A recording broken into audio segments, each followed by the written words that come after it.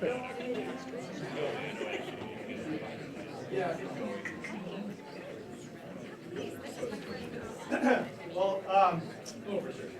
hello everybody, and welcome to the 2023 C.S. Lewis lecture at UTC. My name is Cody Cooper. I'm a political scientist here at UTC and the chair of the C.S. Lewis Lecture Committee. This is the 40th year of this prestigious lecture series that has, for decades now, brought in world-renowned scholars to speak about the life and thought of C.S. Lewis, the great English literary scholar, philosopher, theologian, apologist, and children's author. And tonight we continue that story tradition by welcoming a distinguished scholar, Dr. Holly Ordway. So let me say a few words to introduce her. Dr. Ordway is the Cardinal Francis George Fellow of Faith and Culture at the Word on Fire Institute, which is run by Bishop Robert Barron and is publishing some of the most interesting content online about faith and religion and public life. I encourage you to check it out. And she's also a visiting professor of apologetics at Houston Christian University, holds a PhD in English from the University of Massachusetts Amherst. And she's the author of several books. I'll mention a couple of them. Tolkien's Modern Reading, Middle Earth Beyond the Middle Ages, which is a Word on Fire publication, 2021. Also, Apologetics in the Christian Imagination, an Integrated Approach to Defending the Faith, in 2017. And Not God's Type, an atheist academic lays down her arms, published in 2014. She's also a published poet and a subject editor for the Journal of Inkling Studies. Her academic work focuses on the Inklings, and we're going to spend a particular emphasis on C.S. Lewis and J.R.R. Tolkien. And she has a book that is coming out, it's forthcoming this August, Tolkien's Faith, a Spiritual Biography, and it's available for pre-order. So that should be an excellent, and I'm excited to check that out. It's a real privilege to have her speak on the topic of Tolkien's and Lewis's friendship tonight.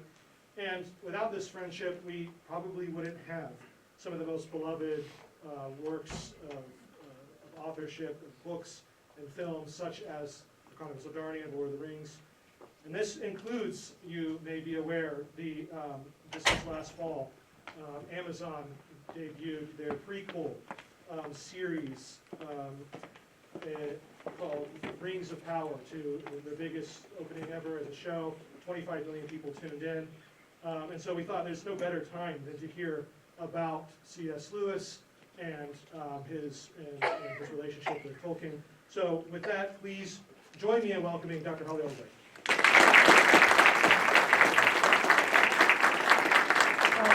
Thank you very much for that excellent introduction, Dr. Cooper. It is a real pleasure to be here. I had a lovely welcome to Chattanooga. You made me feel very, very at home and comfortable here, so thank you for that. And it is a real pleasure to be speaking about this friendship between Lewis and Tolkien. And also I thank Dr. Cooper for the mention of the fact that this book is coming out. And what you're going to hear tonight is a preview of it. So this is coming from the new book. So you're getting a teaser. You totally new stuff. You heard it here first. So I'm speaking tonight about this friendship between Lewis and Tolkien, which is surely one of the most significant in literary history. It was utterly transformative for both men. And indeed, if they'd never met, it's entirely possible, in fact, perhaps even probable, they wouldn't know either of them today. Now, if Tolkien had not become friends with Lewis, then The Lord of the Rings would never have been finished, let alone published. As Tolkien put it years later, but for his interest and unceasing eagerness for more, I should never have brought The Lord of the Rings to a conclusion.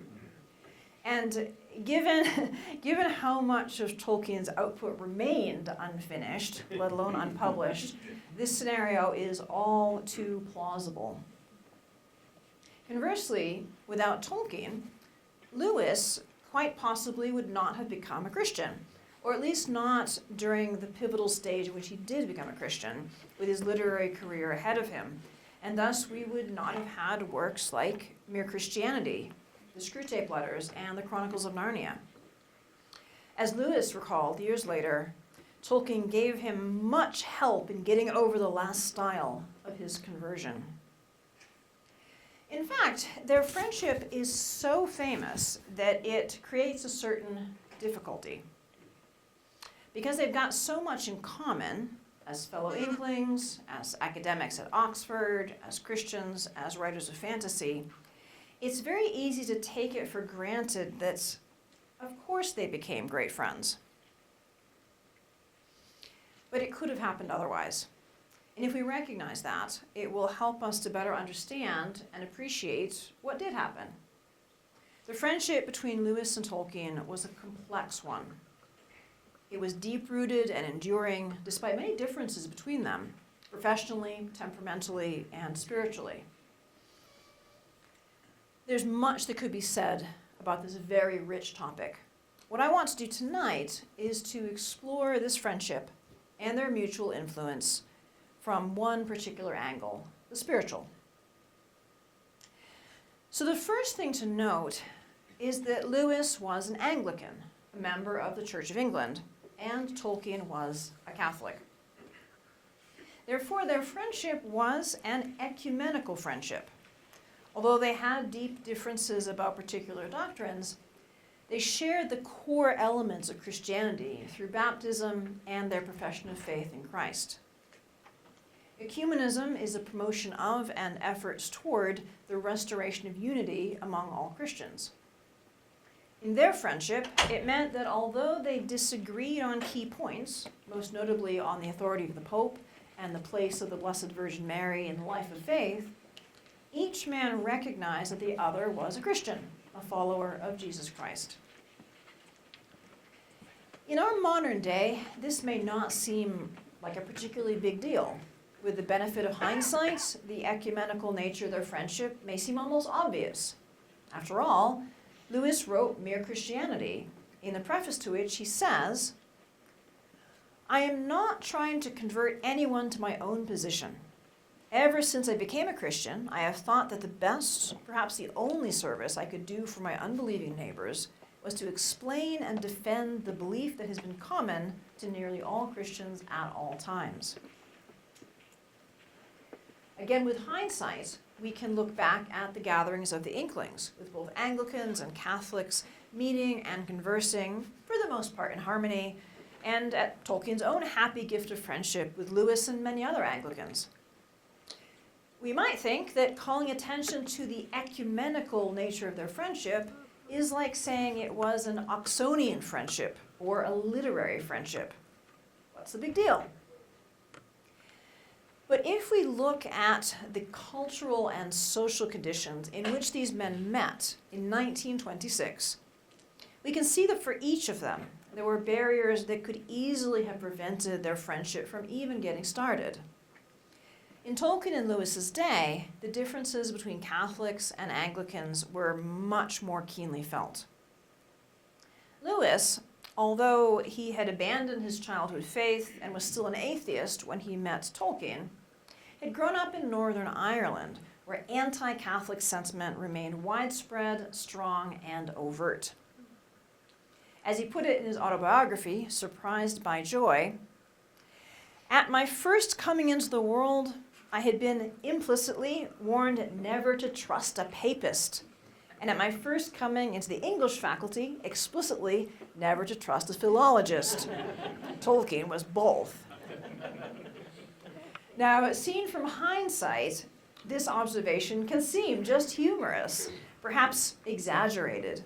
And certainly there is an element of humor here, but it's humor about a very real prejudice. And in his diary entry from when he met Tolkien at an English faculty meeting in 1926, we can see that his first impression of Tolkien was, although not exactly negative, not particularly warm. He wrote, "He is a smooth, pale, fluent little chap. No harm in him, only needs a smack or so."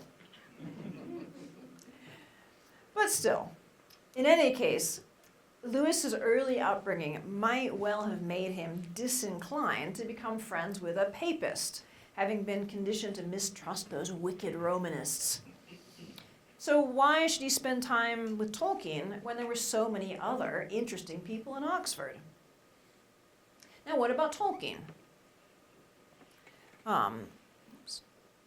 What about Tolkien? Sorry, I moved on too quickly there. At the time that Lewis and Tolkien met, English Catholics were still a socially and economically marginalized group with fewer civil rights than their Anglican friends. And this was a legacy, a historical legacy from the Reformation in England.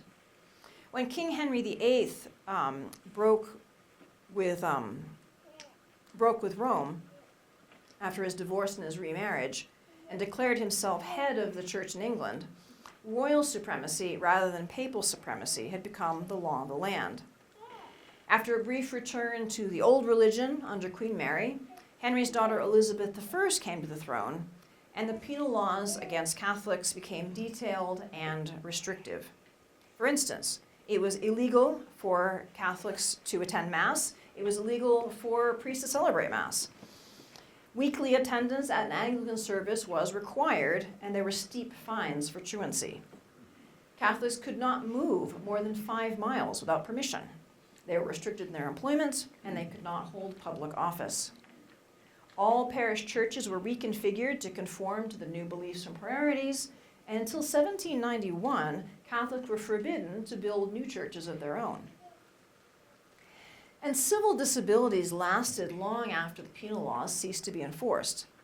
Catholics were finally allowed to vote in 1829 with the Catholic Emancipation Act. Until 1854, Oxford University required all matriculating students to assent to the 39 Articles, which was a specifically Anglican declaration of faith that excluded Catholics and nonconformists.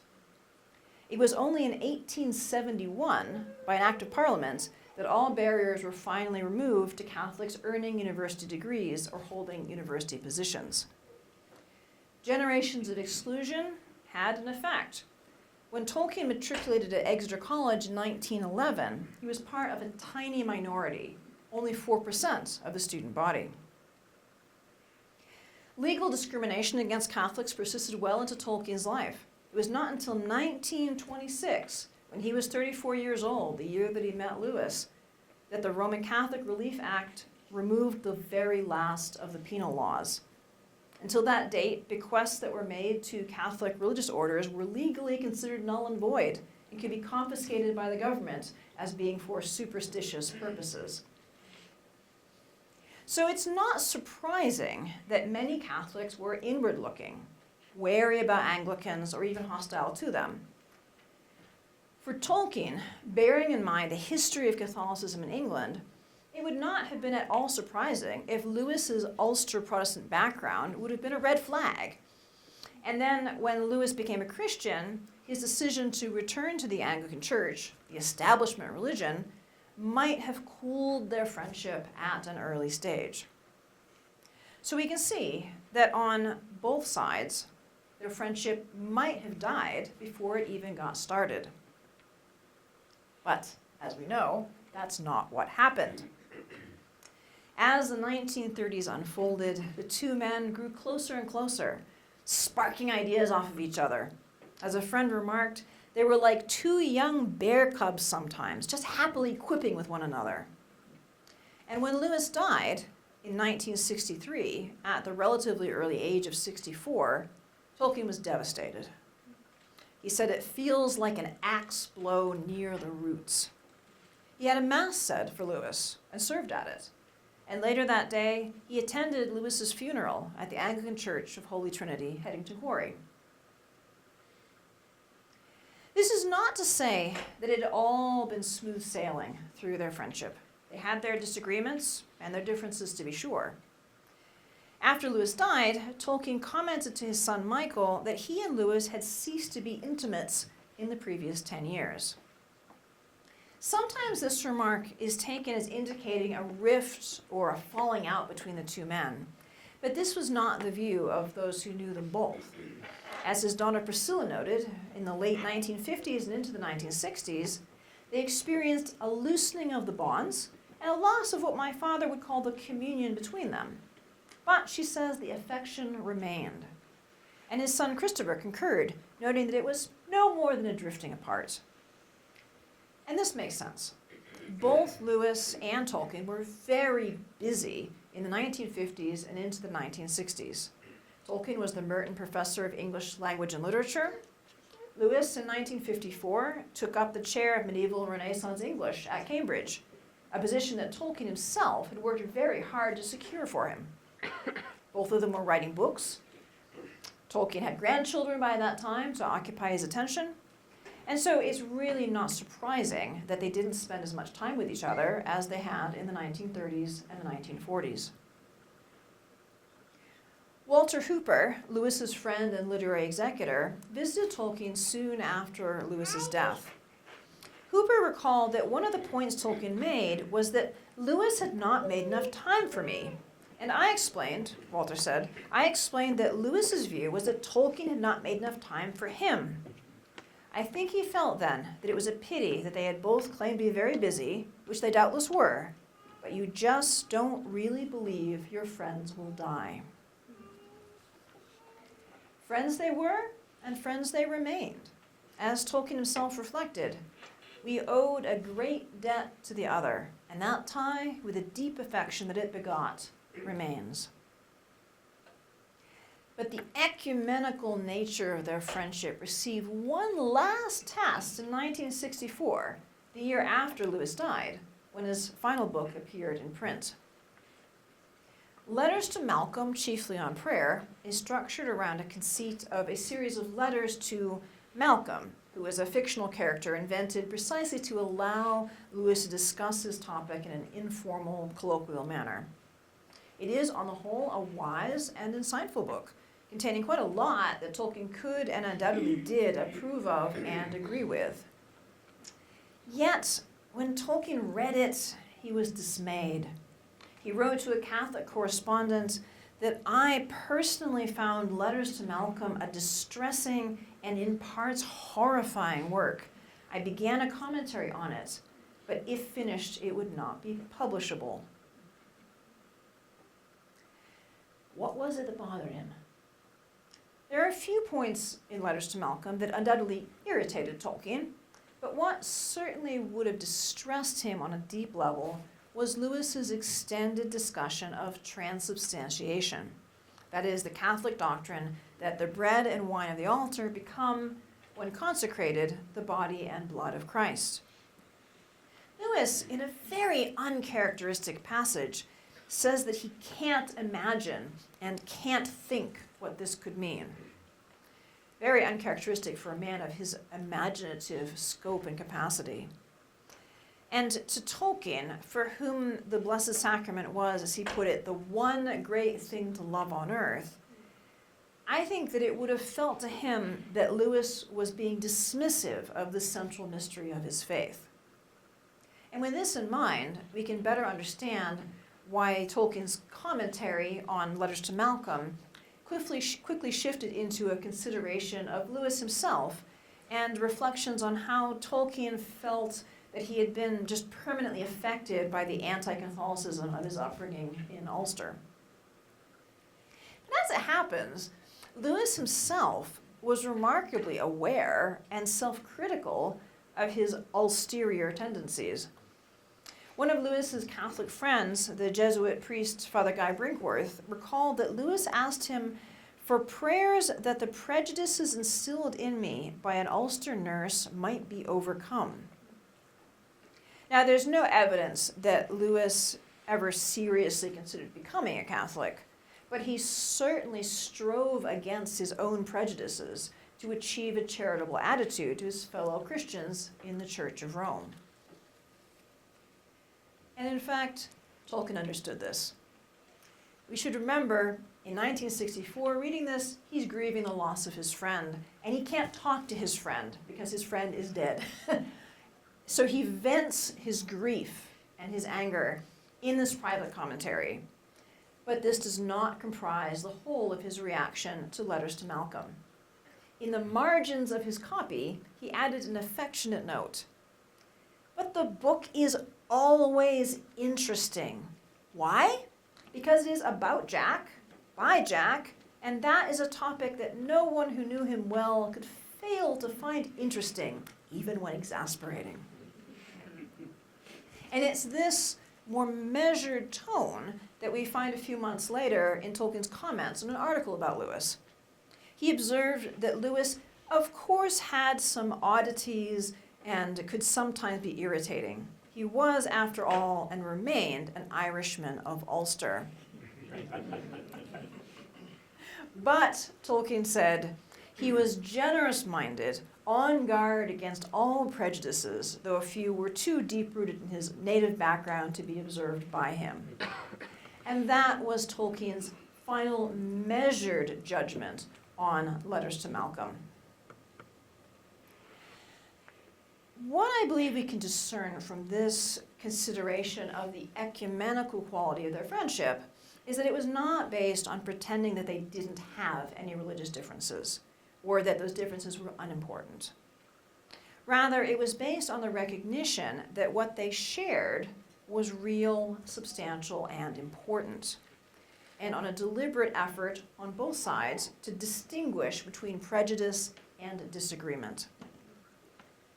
The effects of Lewis's early upbringing in an anti-Catholic environment may never have entirely disappeared, but as Lewis himself remarked, his friendship with Tolkien marked the breakdown of that prejudice.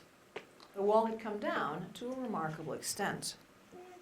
And Tolkien, although he undoubtedly wished that Lewis had become a Catholic, was perfectly clear that Lewis was a Christian, even if not fully in the one fold of the Catholic Church.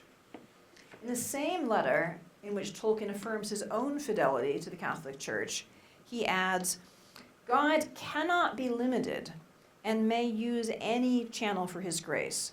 Even to love our Lord, and certainly to call him Lord and God, is a grace and may bring more grace." And it's this view that allowed him to have a deep spiritual friendship as well as a warm social connection with non-Catholics like Lewis. So we've seen that this friendship between Tolkien and Lewis can rightly be called ecumenical. What then of their influence upon each other's spiritual lives?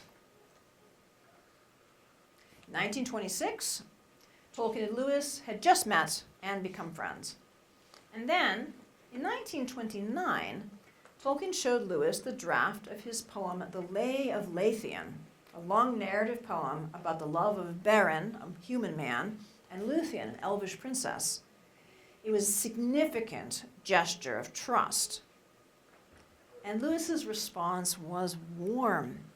He wrote, "I can quite honestly say that it is ages since I have had an evening of such delight, and the personal interest of reading a friend's work had very little to do with it.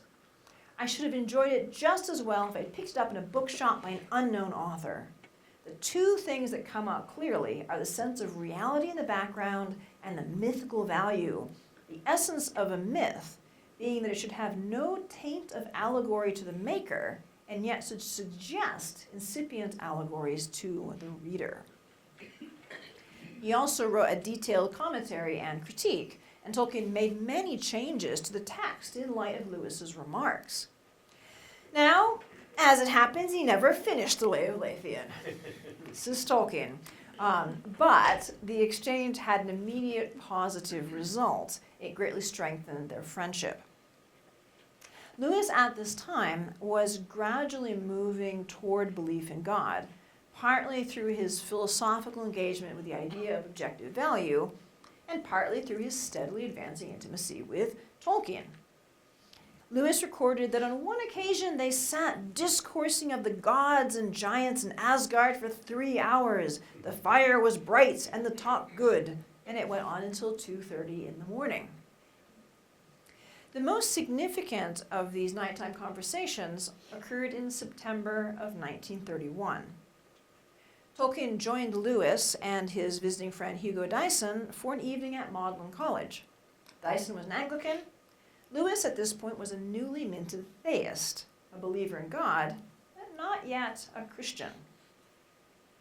After dinner, the three men took a stroll around Addison's Walk, the beautiful tree-lined path that circles the parkland of Magdalen College, where the college's fallow deer roam. They began with discussions of myth and metaphor before turning to the topic of Christianity. Lewis recalled that their talk was interrupted by a rush of wind which came so suddenly on the still, warm evening and sent so many leaves pattering down that we thought it was raining. We all held our breath, appreciating the ecstasy of such a thing. A week after this conversation, Lewis passed on from believing in God to definitely believing in Christ, in Christianity. My long night talk with Dyson and Tolkien had a good deal to do with it. Lewis's problem with Christianity up until this point had to do with his inability to grasp the meaning of certain Christian doctrines. As he said, in what sense the life and death of Christ saved or opened salvation to the world?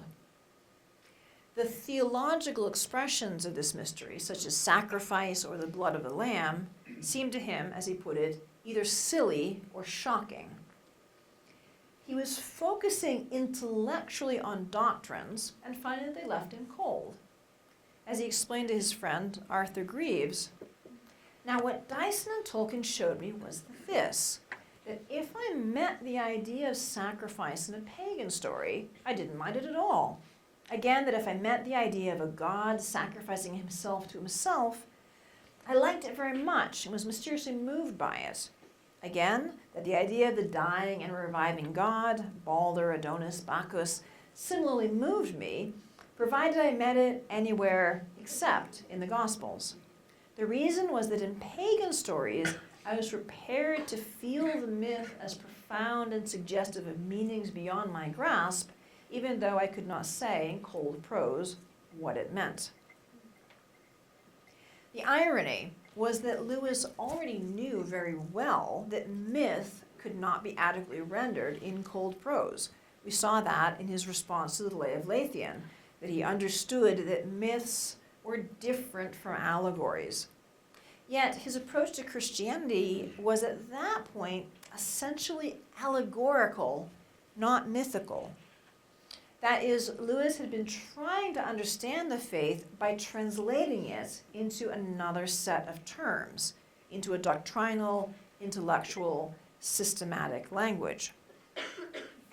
But as his talk with Tolkien and Dyson progressed, he began to see that Christianity was primarily a story, not a system of thought, and that it had to be approached with the same imaginative embrace that enabled him to enjoy myths in general. The tremendous difference, Lewis realized, was that the Christian story was historical. It was a true myth. Indeed, it was the true myth. It really happened. And as Lewis acknowledged within days of this life-changing conversation on Addison's Walk, he wrote, "The doctrines we get out of the true myth are of course less true. They are translations into our concepts and ideas of that which God has already expressed in a language more adequate, namely the actual incarnation, crucifixion, and resurrection." Tolkien and Dyson had helped him to see that Christianity was a series of events that shone by its own light. Doctrinal expressions had their use, but they were secondary and derivative. The thing that had to be believed was not contrary to reason, but it was opaque to reason in the sense that it couldn't be explained better in any other terms. One couldn't see through the story to some more fundamental explanatory framework. The specifics that Dyson contributed to this conversation are lost to history, but the way that Tolkien helped to shape Lewis's new perspective comes across in Mythopia, the poem that he wrote soon after their Addison's Walk discussion. It's in print only in the UK, in the UK edition of Tree and Leaf, but it's well worth looking for. It's sadly overlooked. It's an important poem, and I might add, a very good poem. And Mythopia is subtitled philomythos to misomythos. That is from lover of myths, Tolkien, to hater of myths, Lewis. And Tolkien opens by describing a way of looking at the world as a mere aggregate of objects to be named and categorized without real intrinsic value. You look at trees and label them just so, for trees are trees and growing is to grow. You walk the earth and tread with solemn pace one of the many minor globes of space. A star is a star, some matter in a ball, compelled to courses mathematical, amid the regimented, cold, inane, where destined atoms are each moment slain. But this, Tolkien says, is an inadequate understanding of the world. He sees no stars, who does not see them first of living silver made, that sudden burst to flame like flowers beneath an ancient song, whose very echo after music long has since pursued. There is no firmament, only a void, unless a jeweled tent myth-woven and elf-patterned, and no earth, unless the mother's womb whence all have birth. One cannot be said to really see the stars without seeing them as living silver. Outer space is only a void unless and until it is perceived as a jeweled tent myth-woven. And to be myth-woven means that the universe carries its meaning within it. The cosmos does not find a richer meaning by being put in other terms, because that would be, as Tolkien puts it in the poem, to tread a dusty path and flat, denoting this and that by this and that. It would be to ceaselessly revolve the same unfruitful course with changing of a name. As well as defending a mythic reading of reality, Mythopia also celebrates human creativity in light of such a reading. Although human beings have become estranged from God, they can, Tolkien says, still show forth his wisdom and truth in their own literary subcreations. Though all the crannies of the world we filled with elves and goblins, though we dared to build gods in their houses out of dark and light, and sow the seed of dragons, 'twas our right, used or misused. The right has not decayed. We make still by the law in which we're made. And so Tolkien pronounces a blessing on the legend makers, whose stories help to pull people away from the flatness of materialism.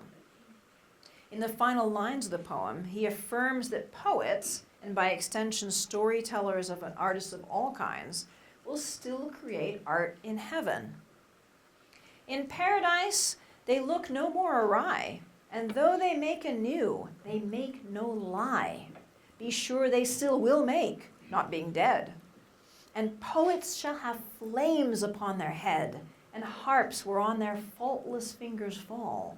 There each shall choose forever from the all. And poets shall have flames upon their heads. This is a bold image, for here he's using the imagery of Pentecost, in which the Holy Spirit appears as tongues of fire on the heads of the apostles. Mythopia is a passionate poetic testament to Tolkien's belief in the meaningfulness of both God's creation and of artistic subcreation. This insight into the meaningful quality of stories, both divine and human, helped to erode Lewis's tendency to overvalue abstraction and after-the-fact conceptualizing, and therefore enabling him to arrive at belief in Christ. There's another element of Mythopia that's also worth noting, although it's often overlooked. Tolkien is also presenting a line of apologetics argument for Christianity that surely had an impact on Lewis in this early stage of his spiritual development. In the poem, he addresses the objection that Christianity is nothing more than a wish fulfillment story. First, he observes, the heart of man is not compound of lies, but draws some wisdom from the only wise and still recalls him. And this is the concept of natural theology, as summed up in Romans 1:19-20.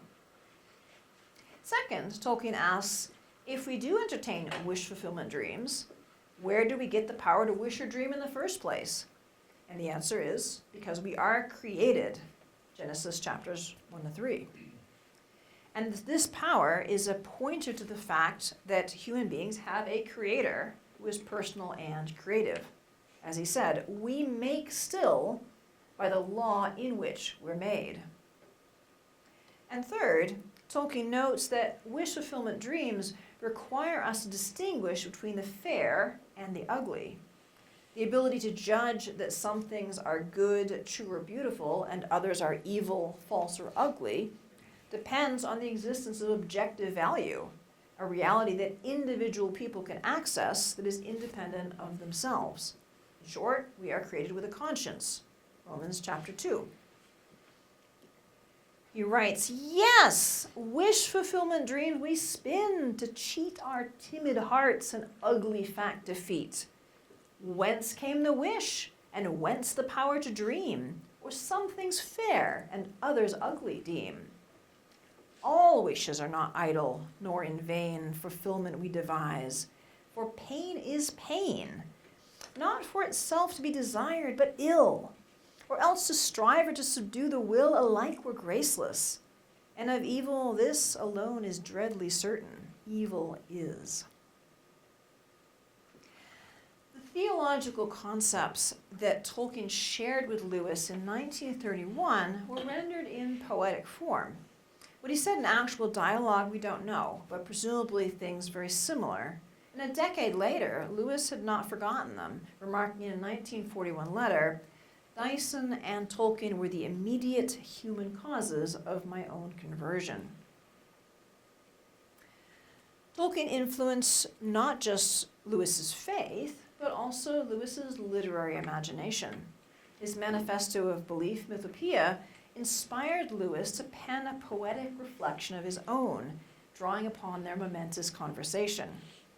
Tolkien's poem had cleverly drawn upon the circularity of Addison's walk in order to symbolize Lewis's pre-Christian and unmythic tendency to ceaselessly revolve the same unfruitful course. Now Lewis, in his own poem, now called What the Bird Said Early in the Year, declares that he will escape that circular trap. This plaque is now in Addison's Walk. It was put there for the centenary of his birth. This is his poem. I heard in Addison's Walk a bird sing clear. This year the summer will come true. This year. Winds will not strip the blossom from the apple trees this year, nor want of rain destroy the peas. This year time's nature will no more defeat you, nor all the promised moments in their passing cheat you. This time they will not lead you round and back to autumn, 1 year older, by the well-worn track. This year, as all these flowers foretell, we shall escape the circle and undo the spell. Often deceived, yet open once again your heart.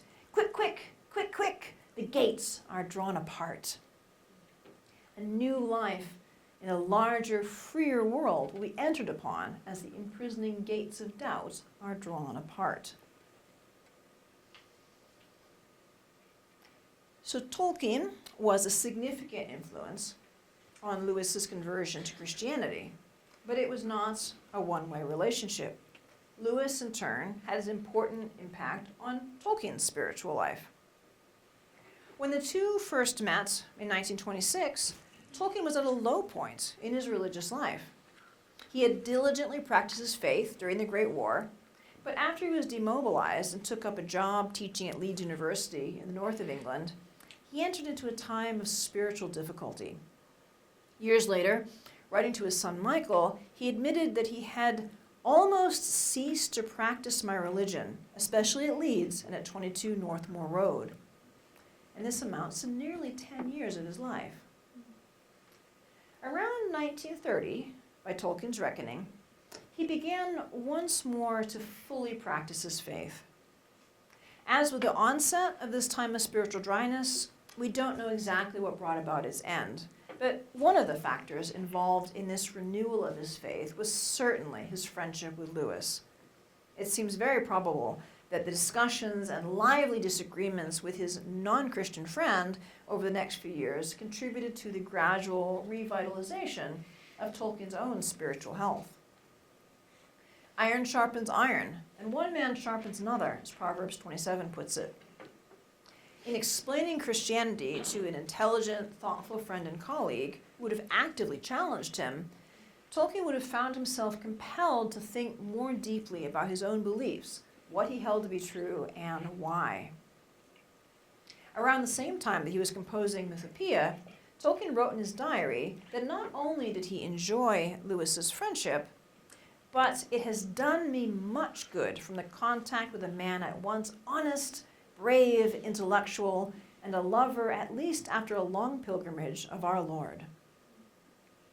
So in helping Lewis toward Christian conversion, Tolkien was helping his own faith too.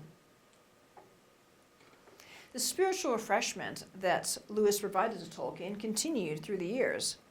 Throughout the 1930s and 1940s, Tolkien and Lewis met frequently at Inklings meetings and also just to socialize, going on the occasional walking tour together and encouraging each other in their fiction writing.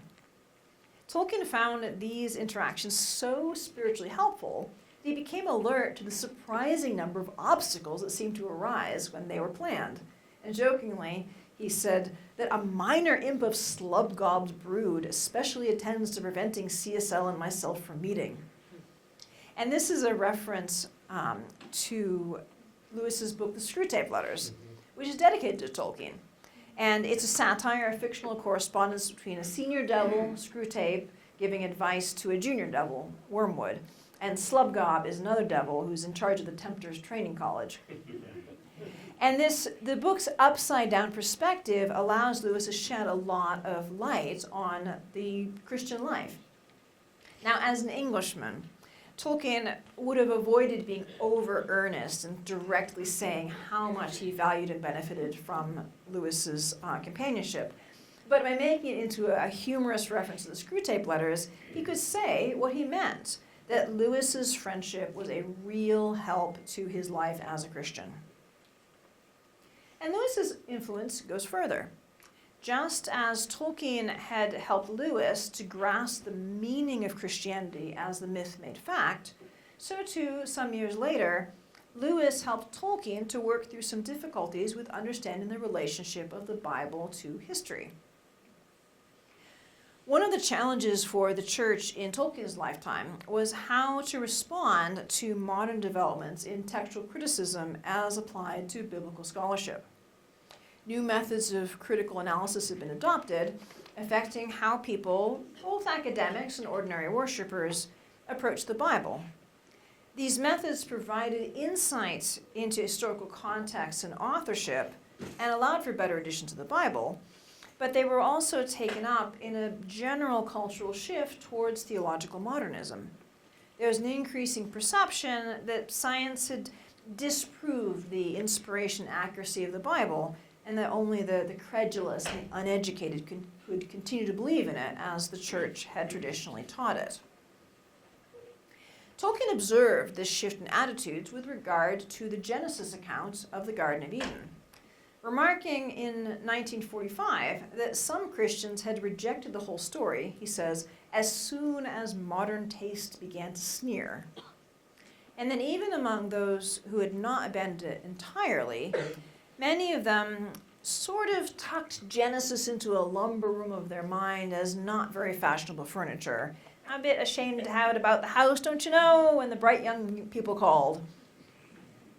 And the problem was that if the Bible was nothing more than an ancient myth, it could not be an authoritative sacred text. But if affirming its divine inspiration meant entirely rejecting the mythic dimension and reading it on just a flat, literalistic level, much was lost. Tolkien had evidently wrestled a great deal with this very issue, for he noted, "I do not now feel either ashamed or dubious on the Eden myth. Not now, but at some earlier point he admits, he had been among those who felt a bit ashamed of it, and had consequently, he said, forgotten the beauty of the matter even as a story. How had he come to terms with the Garden of Eden? Tolkien explained that while the New Testament contains virtually contemporary documents, the book of Genesis is separated by we do not know how many sad exiled generations from the fall. But, he adds, certainly there was an Eden on this very unhappy earth, which he says the human spirit now somehow recalls. Now we should note that by saying there was certainly an Eden, he's not committing himself to a literal talking snake, but he's affirming the truth of the Genesis myth from an etiological and theological point of view. Tolkien identified 3 influences that shaped his deeper appreciation of the Genesis account. The first was his own literary and linguistic work, which helped him to convince the not yet Christian Lewis that a myth can also be true. Another was, as he put it, the firm guiding hand of Alma Mater Ecclesia, that is, our mother the church. He probably had in mind the encyclical Divino Afflante Spiritu on the reading and study of Holy Scripture. And in this encyclical, Pope Pius XII declared that Catholics should produce new editions of the Scriptures that unite the greatest reverence for the sacred text with an exact observance of all the rules of criticism, and explained that it was vitally important to identify the literary mode of a given scriptural text, as well as to understand the customary modes of expression and narration peculiar to the ancients. And a third influence that Tolkien identifies was an essay written by the now converted Lewis that made a defense of the story value of Christianity. The essay in question, probably myth became fact, was much indebted to the insights that Lewis had received from Tolkien and Dyson in their nighttime conversation at Addison's Walk. Lewis was now returning the favor. He enabled Tolkien to see more clearly that although a story's beauty was not necessarily a guarantee of its truth, it was a concomitant of it, and that the faithful are meant to draw nourishment from beauty as well as the truth.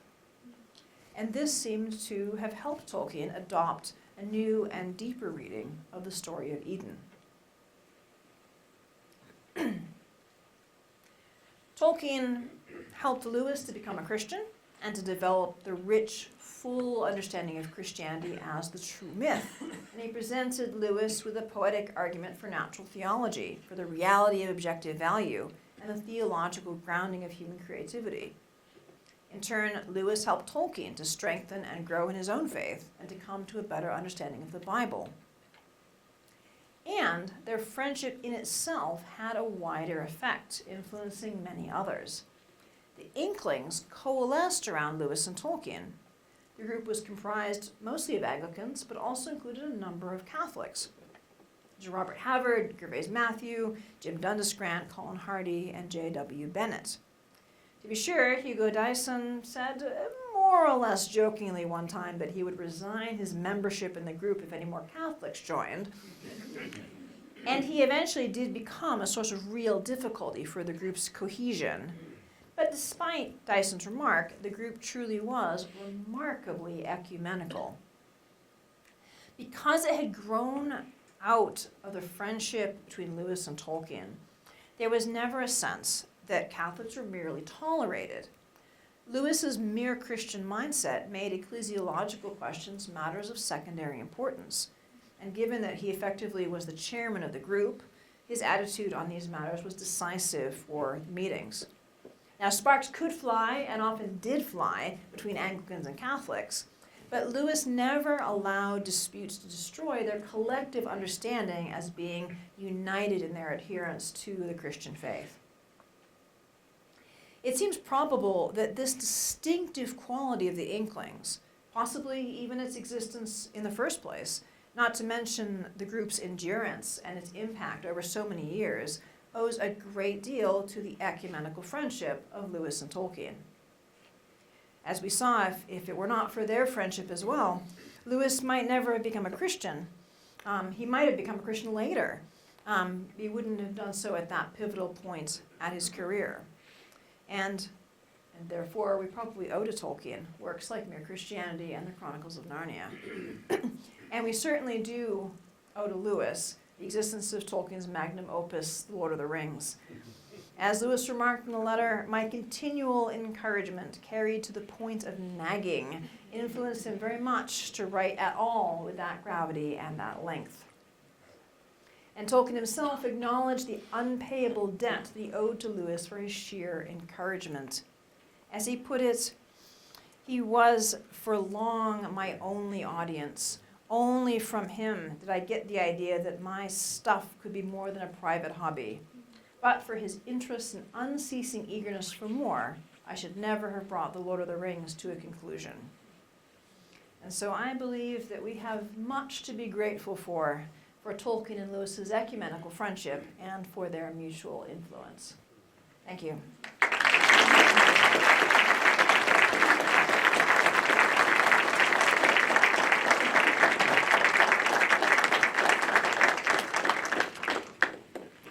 So I believe that we have time for some Q&A, if I'm not mistaken. I don't know how we are handling this. Is there a mic that's going around? Is there a mic that goes around, or do we just need people to speak up?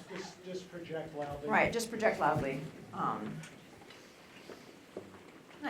Let's see, yes, right here, yes. Well, it's just one question, because I heard the inklings that Tolkien would tell his stories to Lewis, and Lewis basically said, when are you going to write it down?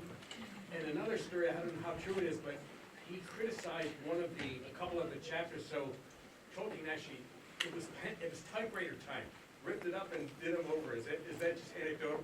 That's slightly exaggerated. So the question is, how did Tolkien react to the criticisms that were made? So Tolkien did start some of his stories by telling them out loud, but that was to his children. When they came to Inklings meetings, they always had text that they would read. So this is a bit of a conflation. And it is certainly true that Tolkien's response to criticism was almost always to simply start over, but he never tore anything up. And it's a great gift that he didn't. If you go to Marquette University, they have all the manuscripts, all the drafts of The Lord of the Rings. And they have now this amazing computer system. It's called the Undyings system. It's marvelous. You can compare pages. He kept everything. So he would keep it, and he would do it again, and keep it and do it again. And that's one of the reasons why he took so long to finish things. But the starting over often then gave him a more polish on the next version, assuming he finally finished it, which he did for Lord of the Rings, for which I am profoundly grateful. Let's see. Yes, back there. Yes. I wasn't completely clear about how Lewis's essay, Myth Became Fact, affected Tolkien's reading of Genesis. I didn't know if you could elaborate on that. Yeah, it is. Yes, how did Lewis's essay affect Tolkien's reading of Genesis? It is difficult to be precise because we don't absolutely know which essay it was. We know that it was one of Lewis's essays, and by the date and the topic, it is probably Myth Became Fact, but it might be, for instance, Is Theology Poetry? So I don't want to make too much of a strong claim as to the exact details, but Tolkien himself says that this essay, whichever one that it was, showed him that a story could be true and also be beautiful at the same time. And that he had, it seems, been kind of separating them out, like I have to choose. And Lewis helped him to bring those things back together again and say, okay, the Eden story is expressed in mythic terms, and it's true. Whereas he had been starting to fall under the sort of the modernist tendency to sort of separate them out and say it's either a story or it's true. And Lewis effectively said, hey, remember, you taught me this, right? It can be a story and it's true, and that's what helped him to understand it as a myth again. I mean, I wish, maybe some decade from now, we'll have more of Tolkien's letters, and we'll know exactly which essay it was, but that's Okay. all I've got right now. Okay. Let's see, yes? Yeah, thank you very much for just describing their great relationship and how they impacted each other. My question is, how did your study of them impact you? Oh, that's a great question. I wrote this book. Thank you for that opening. Yes. Really, their friendship has had a really profound influence on my life, I think is fair to say. I mean, I have been reading Lewis and Tolkien practically all my life, and I have been seriously thinking about Tolkien for more than 30 years. And writing about both Lewis and Tolkien for my entire academic career. And as I have become, over the years, the decades of being a working writer, I've come to understand from the inside how important their friendship was to their ability to write the things that they did. So, at this point, my acknowledgement pages for my books are very long.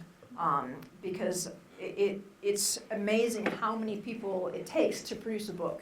And I'm absolutely indebted to my friends. I've got very good friends who, for me, are the people that Lewis and Tolkien were to each other. I have these people in my life, and I'm profoundly grateful. I wouldn't be able to do the work that I do without that network of support. And really, it was looking at this friendship and looking at their community. There's a wonderful book that I really recommend by Diana Glyer. It's called The Company They Keep. It's about the writing and community of the Inklings. And there's a sort of a spin-off of it called Bandersnatch by Diana Glyer. Highly recommend it if you're interested in this idea of creative collaboration, because it really breaks up the idea that writers are just lonely in their little lonely ivory tower with their their typewriter or their pen. Well, you got to put in that time, but you need to have that community. You need to have people to respond to. And for me, Lewis and Tolkien were really the model that showed me it's important and it can be done. And that's been a great gift. Let's see. Other questions? You had a question already, so let's see if there's somebody else who has one. Yes. Would you recommend good biographies on both of them? Because the ones I've read weren't great. Yeah, for Lewis, I would probably recommend the one by Roger Lancelyn Green and Walter Hooper, C.S. Lewis biography. I mean, they both knew Lewis very well personally. So Green and Hooper. And the next one I would recommend probably for Lewis would be by George Sayer, the biography Jack. Of a more recent one, Alistair McGrath's, his biography is okay, but he has a companion volume on the intellectual world of C.S. Lewis that's really good. So not so much the biography, but the follow-up volume. For Tolkien, it's a bit trickier. Humphrey Carpenter is the only authorized biographer so far. If anybody of you have read my book, Tolkien's Modern Reading, you're aware that I feel there are some issues with Carpenter's presentation. He's not completely unbiased or objective biographer of Tolkien. He gets some things really badly wrong. Unfortunately, he's the only one so far who's been given unrestricted access to Tolkien's papers. So he is indispensable. So Carpenter's biography is really essential for getting a lot of the basic facts about Tolkien. But you just got to be really careful to distinguish when Carpenter is editorializing, because he gets some of the things he gets really wrong. For instance, he gets the relationship between Tolkien and Lewis just dead wrong. And I put a lot of work into showing exactly why that's wrong, which you heard a lot of the fruits of that. If you actually look at the sources, the contemporary sources, you realize that they didn't have a falling out, which Carpenter kind of claimed that they did. Of then biographies, there's no general biography that I wholeheartedly recommend. Of more specific ones, I do very warmly recommend John Garth's biography, Tolkien and the Great War. which focuses on his experiences in the Great War and leading up to it. That is outstanding. You should read it. It's really, really good. And then, I mean, that's part of the reason why I was motivated to write this book, is to do a complete biographical treatment of his life of faith, because nobody's done that. So there's room for more. There's room for more biographical treatments of Tolkien for sure. Yeah. Other questions? You did have one that I passed over you. You did. Yeah, sure, I'll go. So, I wonder if you have anything to say about what Tolkien thought about Lewis's space trilogy.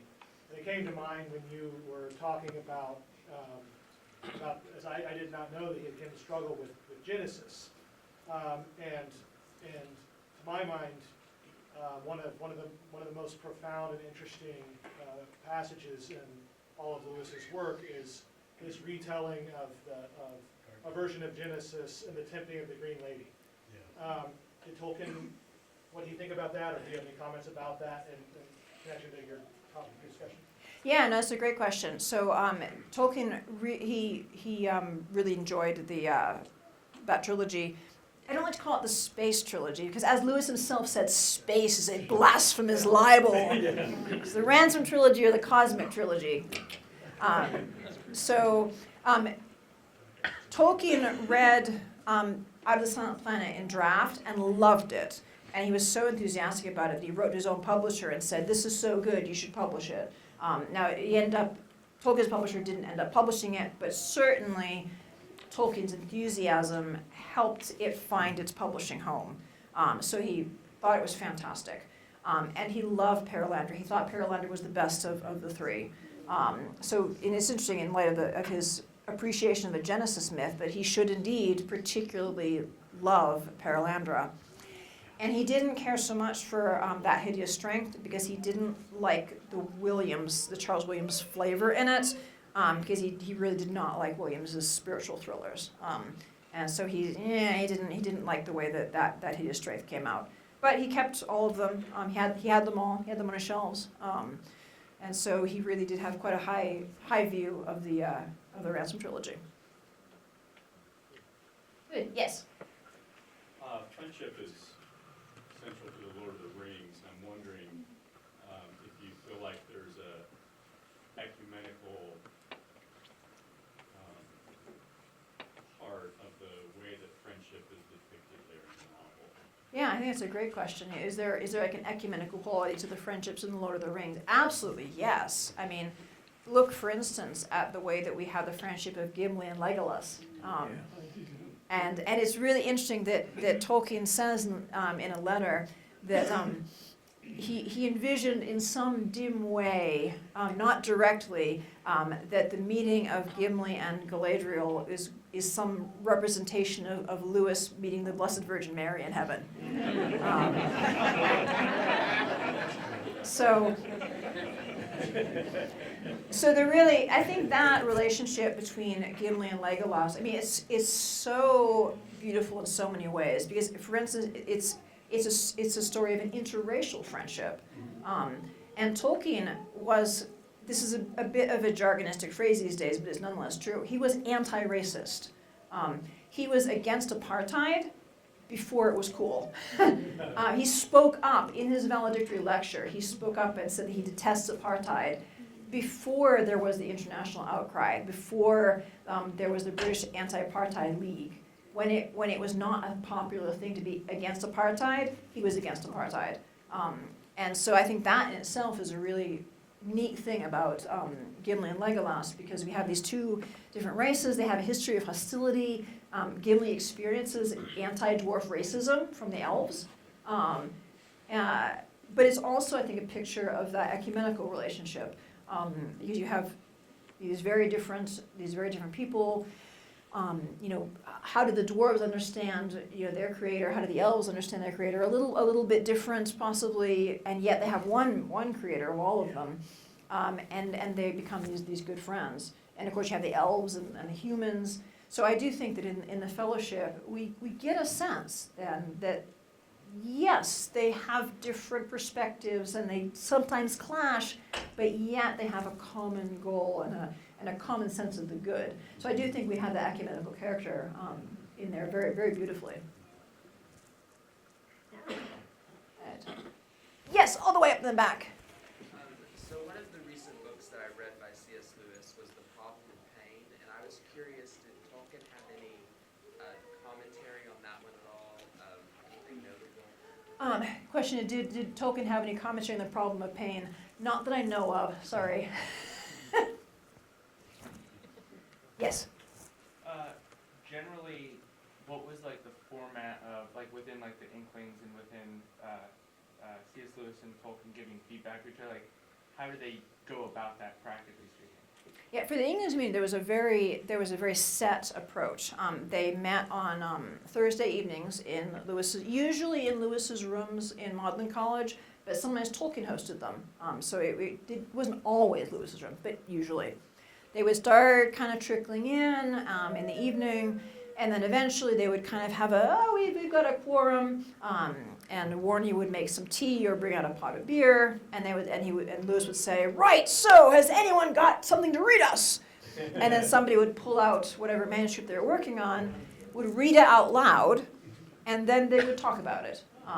And that was their unvarying routine. And Tolkien particularly praised what he called Lewis's talent for extemporaneous criticism, his ability to say really insightful things after just hearing it for the first time. Now, Lewis and Tolkien also did share their work outside of the Inklings meetings. For instance, we saw that, when he shared the poem The Lay of Leithian, there were no Inklings meetings.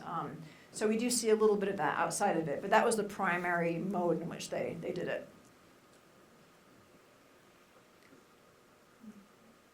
Yes? So why did Lewis, Tolkien was a Catholic and convinced Lewis to become a Christian, but why didn't Lewis, become a Catholic? Well, this is, again, a big question. Why didn't Lewis become a Catholic? The short answer for that is that Lewis never felt God's call to become a Catholic.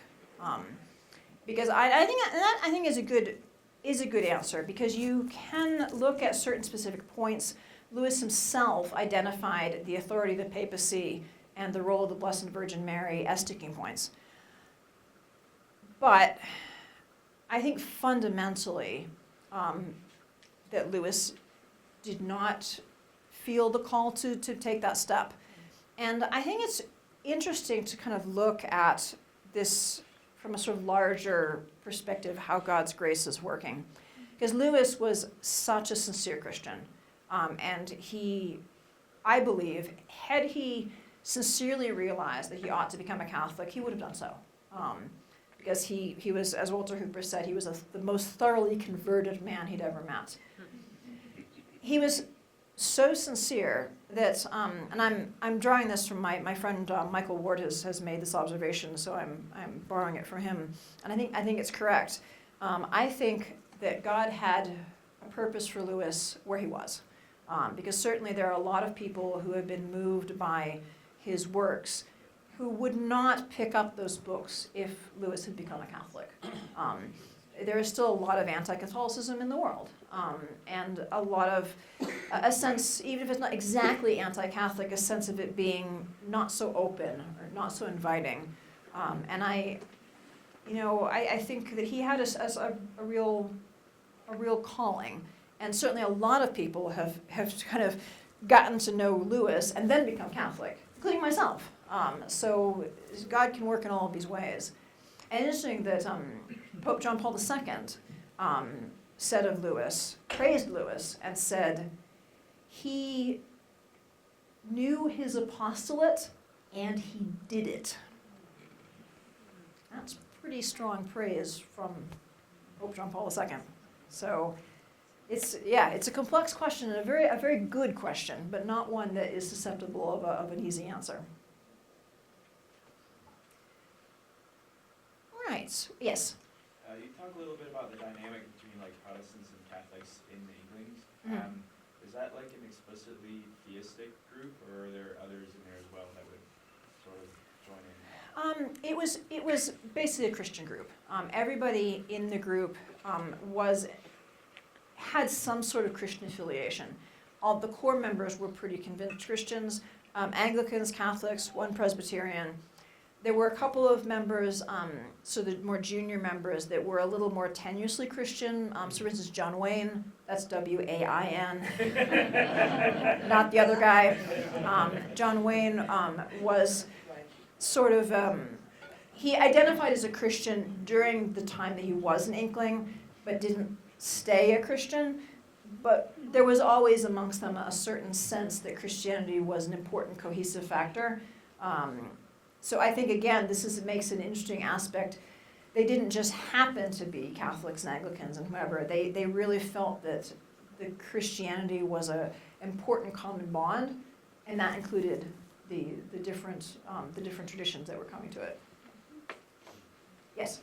How did their friendship spill over into their home life? Did they ever introduce each other to their families? Did their kids grow up with the other man? How did that look? They didn't overlap a lot, partly because Lewis was a bachelor for most of his life. He had no children of his own. He didn't get married until very late in his life, when he married Joy Davidman, and then she died, and he ended up with 2 stepsons. But this is very late in his life. This is 1960. This is 1959. If I'm wrong on that date, don't just get me. It's quite late. He only married her for 3 years, and then she dies, and then he dies shortly after that. So for most of Lewis's life, he's a confirmed bachelor. Tolkien, on the other hand, got married young and had 4 kids. So in fact, Lewis was sometimes a bit annoyed. He once called Tolkien the most married man I know. He's always occupied with his wife and his kids, can't be gallivanting off to, go on a walking tour at a moment's notice. Yeah. So there was a sense there. So there wasn't really any family for Lewis's family to mix with. So they didn't really overlap very much in that regard. Yes? Just, what were some of the great texts that they shared a love of? Oh, well, the Norse myths. What were the great texts they shared a love of? The Norse sagas, all the Germanic sagas. That was indeed one of the ways they really became friends, because Tolkien had formed a club called the Coal Biters. The people who sit so close over the coals telling stories, it's like they're biting the coals, which were reading the Icelandic sagas in the original, as one does. And they bonded over that. They loved Grimm's fairy tales. They loved all sorts of fairy tales. So all sorts of fantasy folk tales. Those were really things that they bonded on. And they loved William Morris. They shared a love of William Morris as an author. So those were among those that they had a love of. Yes? Did Chesterton play any part with either of these 2 men? Yes, add Chesterton, the name of authors that they also had a shared love of, because they did both love Chesterton a great deal. And interestingly, Lewis counted Chesterton's The Everlasting Man as a big influence on his conversion, and Tolkien loved The Everlasting Man, thought very highly of Chesterton's apologetics works, and said that the arguments in The Everlasting Man were, as he put it, absolutely valid. It's interesting in this regard that Tolkien didn't care for the Father Brown stories, but really enjoyed Chesterton's comic poetry and his apologetics works. So it's maybe not what you'd expect, but that's how it shook out. All right, maybe one more. I think we might be pushing it time-wise. Yes, over here. I'll throw one out real quick. Between the 2 of them, I know they had their writing ministry, their professional careers, and Lewis had the radio presence and such. Did either of them share any activity in teaching or leadership at the congregational, like church level in their lives? Right. Did either of them have any sort of congregational ministry? Lewis, no. Well, okay, I'm going to back that up. Lewis did a little bit of preaching. So for instance, the Weight of Glory is a sermon, and a great one. He preached it actually at St. Mary the Virgin Church in Oxford. And I think Transpositions is also a sermon. So Lewis did a little bit of preaching. So there's that. Tolkien never did that, but Tolkien served at the altar frequently. I mean, he was an altar boy as a young man, but even as an adult, he frequently served at the altar, particularly on special occasions, such as when he had the funeral the mass said for Lewis after Lewis's death. Also, when Charles Williams died, he had a mass said for him and served at it. So he did that. And late in his life, he was also a reader at mass, reading the scripture lessons. So he was participating as a layman to the fullest extent that he could. So not a lot, but they did have a certain level of activity in their respective churches. Good. All right. Thank you very much.